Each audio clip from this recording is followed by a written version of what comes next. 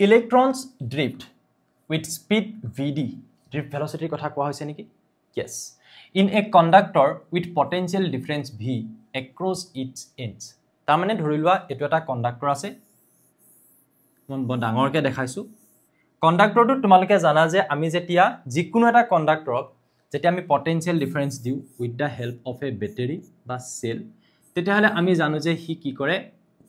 এই ইলেক্ট্ৰন বিলাকক নিৰ্দিষ্ট এটা ডাইৰেকশনত এটা এভাৰেজ ভেলোসিটি দিয়ে যেটো হৈছে কি ড্ৰিফট ভেলোসিটি সো মই কলো জানিবা যে ইলেক্ট্ৰন বিলাকে এইটো ডাইৰেকশনত এটা ড্ৰিফট ভেলোসিটি পাইছে এভাৰেজ ভেলোসিটি যেটো কাৰেন্ট ফ্লো হ'ব positive two negative so ইলেক্ট্ৰনৰ direction তাৰ অপোজিট হ'ব হয়নে বাৰু এতিয়া আমি কওঁ যে হে ড্ৰিফট ভেলোসিটি vd বুলি আমি কওঁ হয়নে এটা কৈছে যে if v is reduced to v/2 যদি আমি এই ইয়াৰ পটেনশিয়াল ডিফাৰেন্স সাপোজ v আছিলে তাক যদি মই v/2 কৰি দিও হাফ কৰি দিও তেতিয়াহলে তাৰ এই ড্ৰিফট ভেলোসিটি টো যেটো হ'ব vd হেতু কিমান হ'ব বুলি কৈছে vd/2 vd 2vd নে 4vd কিমান হ'ব সিম্পল এটা ফৰ্মুলা তোমালোকে লগাব পাৰা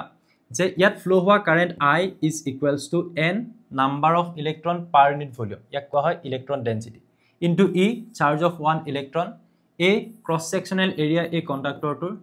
VD drift velocity এটো এটা ফৰ্মুলা তোমালোকে চ্যাপ্টাৰ টো পঢ়োতে পাইছা NEA VD তাৰ পৰা তোমালোকে যদি VD উলিওৱা তেতিয়া হলে কিমান হ'ব I divided by NEA so এই কোৱেশ্চন টো কৰোতে তোমালোকৰ দুটা কনসেপ্ট ইউজ হ'ব এটা হৈছে এটো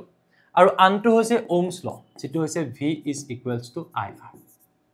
কেনেকে ধৰণে ইউজ হ'ব সোৱা যদি V is equals to IR হয় I is equals to কিমান হ'ব V/R এই বস্তুটো মই ইয়াত পুট কৰি দিম কি পুট কৰি দিম I is equals to V/R মই ইয়াত পুট কৰি দিম সাবা তেতিয়া কাহিনীটো কি বনিব সাবা দে যেতিয়া মই I is equals to V/R put কৰি দিম R টো ডাইৰেক্ট তললে লৈ আনো R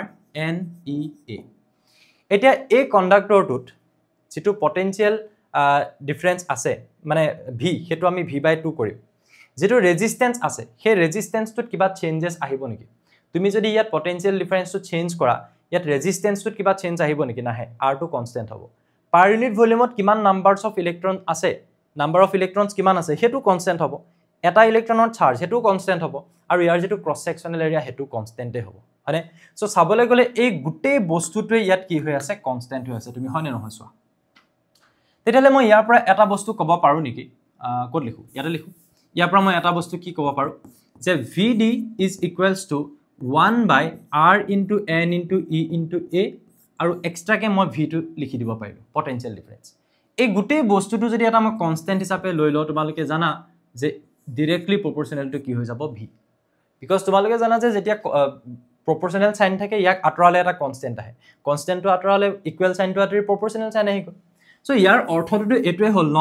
যে যদি মই পটেনশিয়াল ডিফাৰেন্স ডাবল কৰি দিও তেতিয়া হলে ড্ৰিফট ভেলোসিটিও ডাবল হৈ যাব ডাইৰেক্টলি প্ৰপৰশনাল আৰু হাফ কৰি দিলে হাফ হৈ যাব এটা তোমাক কি বুলি কৈছে যে if v is reduced to v/2 half কৰি দিছো তেতিয়া হলে ইয়াত কি হৈ যাব vd টো হাফ হৈ যাব তাৰ মানে কিমান হৈ যাব v/2 এটো হ'ব কাৰেক্ট আনসাৰ